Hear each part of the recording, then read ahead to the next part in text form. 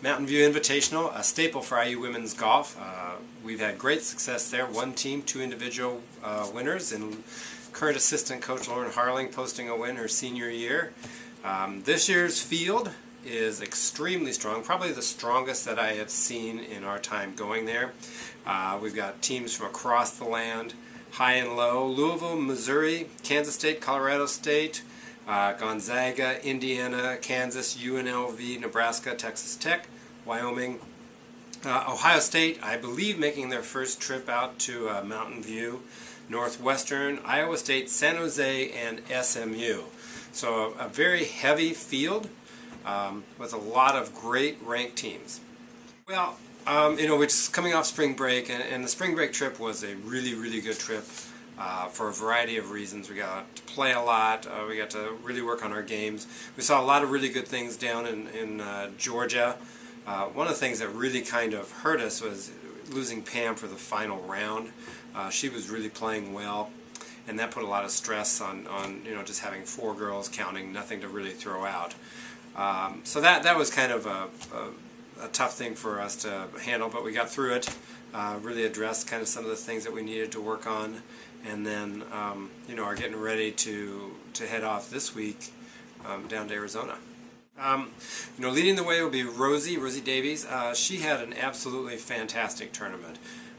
She shot 3 rounds of 74 each, finished tied for 10th, and was really, if she'd have made a few putts, she would have been right there. She really managed herself well and did a great job in the event.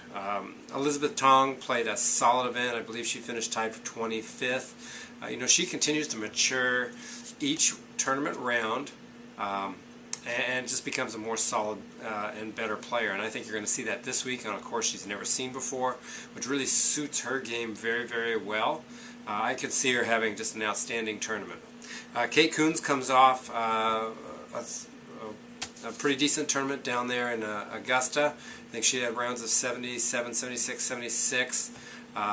This is a golf course that Kate has played very well. Last year she shot 69 in the final round, had it 5 under going to the last hole, so she can throw up some birdies on this golf course, and I think she has some good memories here, and that's always a positive to draw on. Christine Kane will be making her second trip out to the desert. Christine's had an outstanding spring. She's just played well, tee to green, composed herself well, has worked on her patience, has done a great job in that department, and I look for her to really bust out in the desert. This is a course that really suits her eye. The last trip out to the desert in February, she had a banner tournament, and I just don't see any difference for her, so I'm expecting her to have a really, really good event.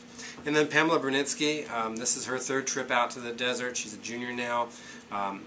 Probably, with Pam has probably the highest golf IQ of any of the girls on the team. I mean, she just operates mentally on a very, very high level. She manages herself and her game really well, and she's had success out there at Mountain View. She's playing the best that she's played for an extended period of time right now at her time at IU, and again, I think Pam is due for a breakout event.